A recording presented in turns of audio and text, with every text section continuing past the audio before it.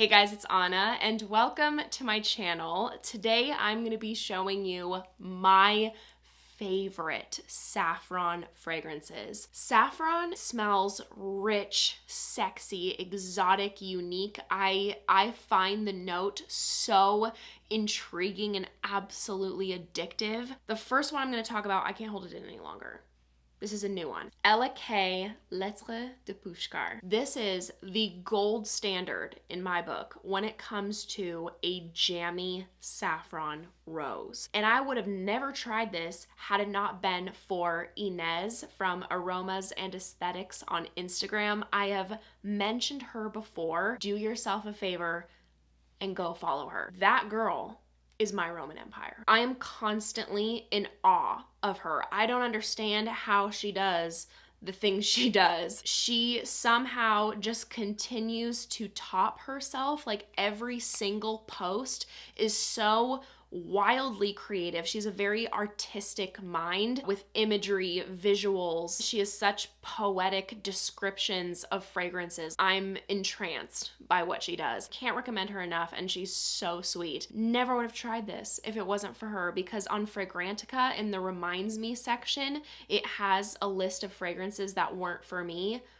But this is spectacular. I am so glad she had me sample this because this is sexy. I see this appealing to so many women because it's a modern rose. It's jammy, it's sweet, it's intoxicating, it draws you in. Perfect balance of these star notes. We have a luscious modern rose, airy, sweet, exotic saffron, woody notes, a warm amber, vanilla, and then some nice spices. This I see appealing to people who love niche fragrances as well as people who don't want to venture out into anything crazy. Like, it just kind of perfectly bridges the gap, and this has beautiful performance.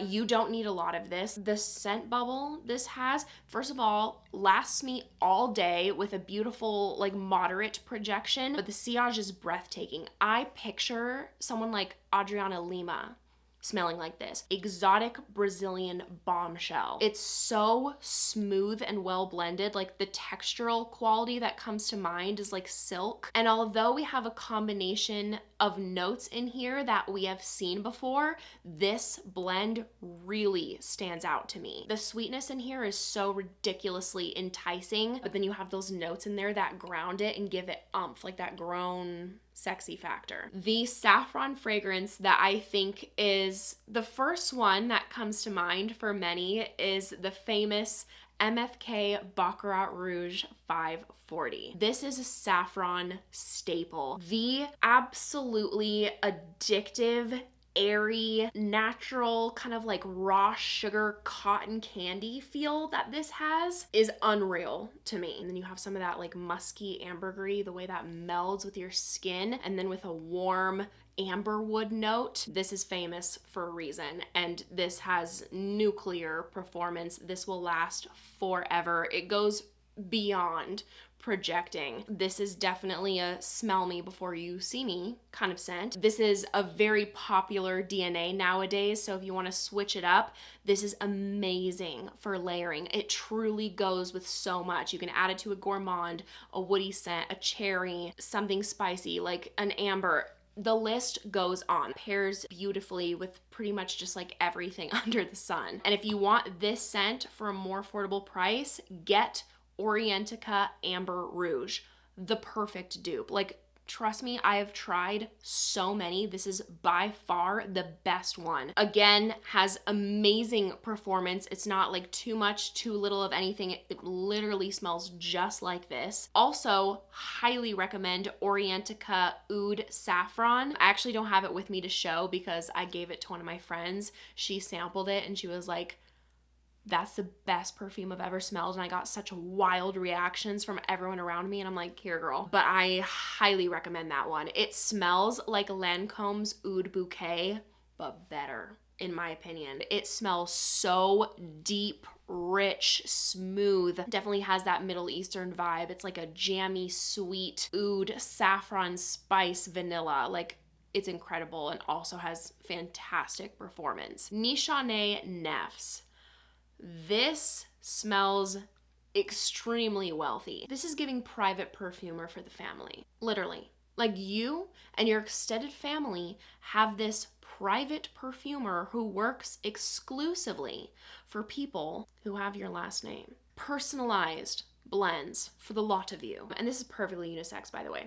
Every single time I introduce this to someone, like I have them smell it, they're like, can I have some? There are notes in here listed that are usually not for me, but the blend in here is exquisite. A deep, velvety red rose, but it's a rose I can get down with. I'm very picky with that note. A rich, smooth oud. It's boozy. We have that whiskey note in here, a smooth vanilla to sweeten it up, as well as, of course, the exotic airy saffron. And the honey brings in a very warm, smooth quality to this blend. It's not overtaking. It's not like honey on blast, nothing too sweet, because this is really balanced with the spices, the wood, the booze. Very mysterious and alluring altogether. It's just fantastic. Performance on 10. This is a very expensive fragrance, but do not get this like full retail. Like, no fragrance is worth that price, honestly. Get this on Joma Shop. That's where I got mine.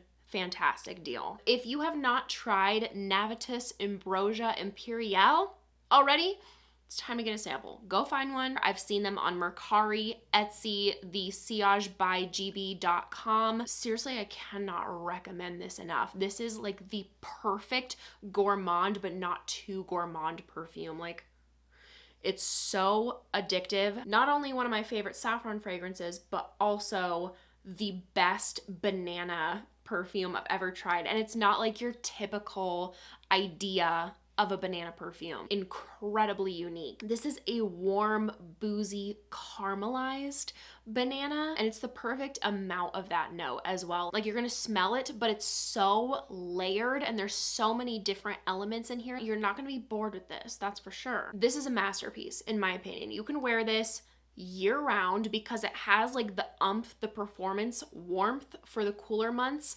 but then because it's so airy and you have the banana, it's fun for spring and summer. The benzoin is such a delightful, smooth, warm, ambery-like note. It's very comforting, smooth.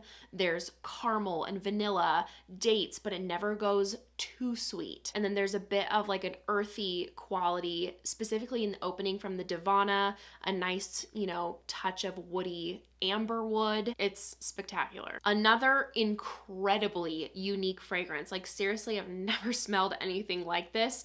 This is Tamin's Blue Heart.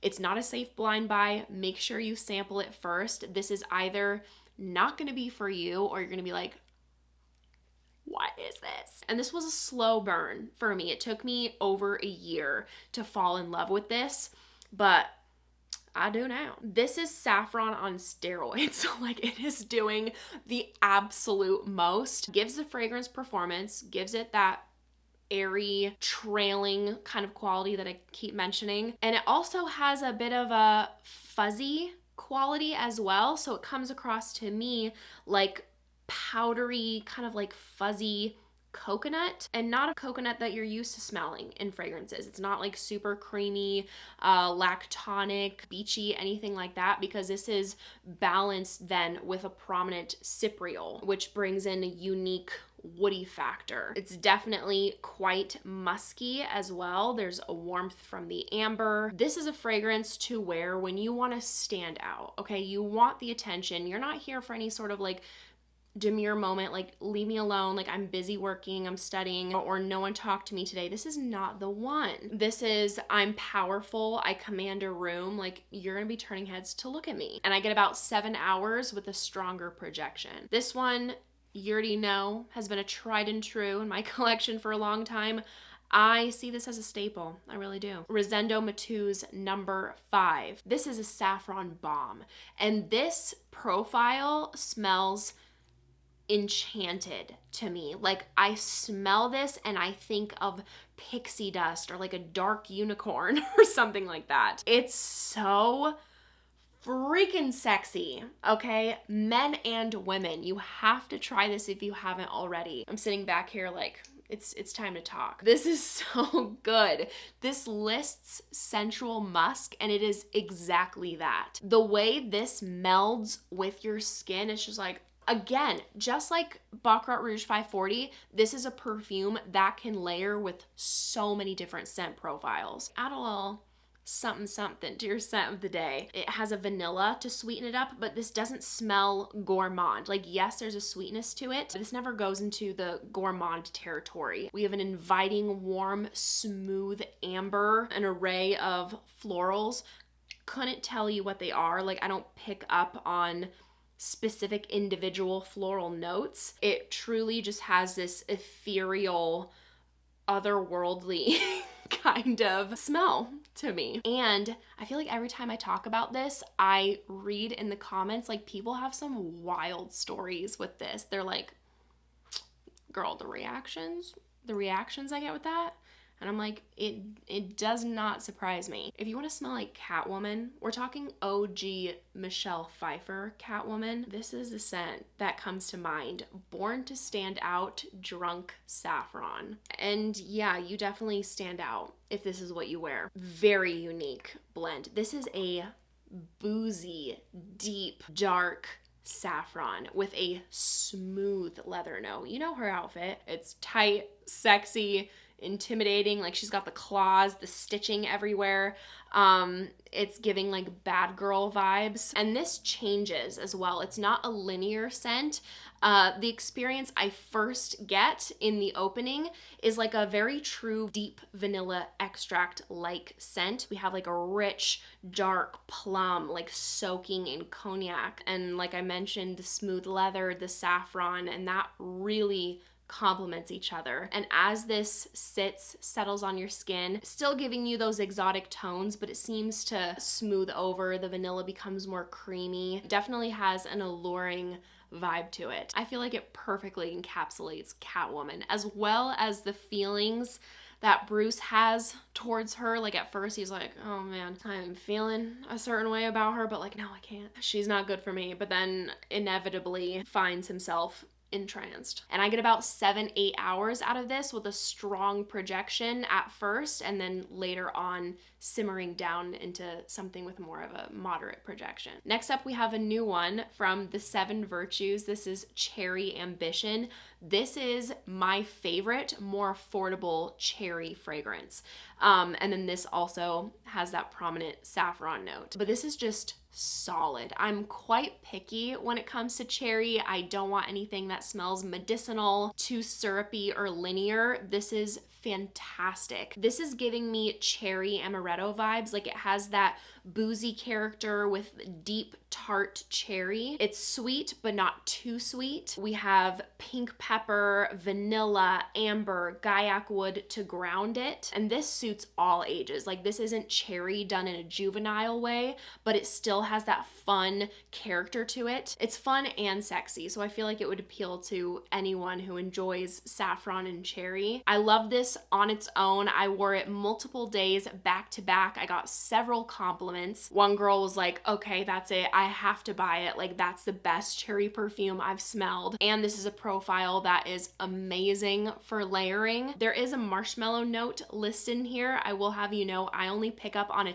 tiny bit of that. This smells like a smoke show to me. Like, it girl who lives in Brooklyn, New York, always dressed to the nines, loves nightlife, dating. She's always going out to nice bars and restaurants. Like, she's a very cool girl. And I get about 4 hours with moderate projection. I will also give a shout out to Gritty's Duchessa. That is another fantastic saffron cherry perfume. I just feel like I don't need it right now with the cherry perfumes I already own, but I highly recommend that one as well. More expensive, but it also has really good lasting power. It smells like a darker, sweet black cherry liqueur with almonds and a rich saffron. I have featured Initio's Oud for Greatness many times on this channel. It's a forever love of mine. This is incredibly powerful. Unisex, leaning masculine. This is what I will reach for on cold days when I'm not messing around, when I feel bold, powerful. This is so deep and rich, like a gorgeous oud note. And the saffron is what makes this still wearable for me. If that wasn't there, this would be like straight up masculine, in my opinion. It brings in both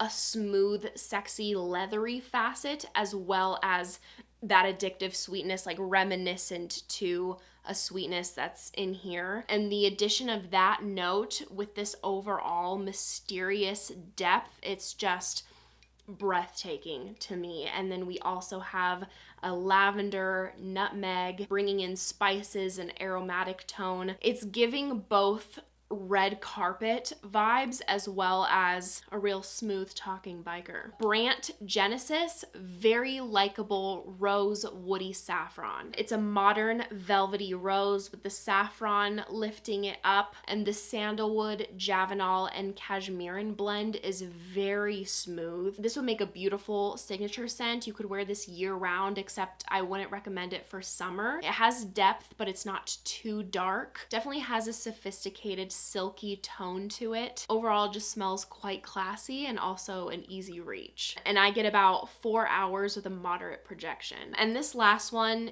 is in my top 5 when it comes to my favorite saffron fragrances. Ex Nihilo Brompton Immortals. This and the Irreverence are so by far my favorite fragrances from this house. I've said this before, but this to me smells like the enchanted rose in Beauty and the Beast. Rose, saffron, vanilla, pink pepper, olibanum, like it smells magical. It literally, to me, smells like a spell was cast. Is it a good spell? Is it a bad spell? We're unsure, because this has a mysterious darkness, like in the background, earthy, intriguing, spicy, but then it's so enticing and addictive. Like the sweetness is chef's kiss. It pulls you in. It's like there's a love spell intertwined as well. This is something else to me. Like that saffron vanilla combo, and I get about 8 hours with moderate projection. So that wraps up my list for today. Thank you guys so much for watching. If you enjoyed, make sure to give this video a big thumbs up and make sure to subscribe down below if you haven't already. If you want to see me in any more videos, I'd appreciate it so much. I hope you guys have a great day, and I hope to see you in my next video. I almost forgot my outro.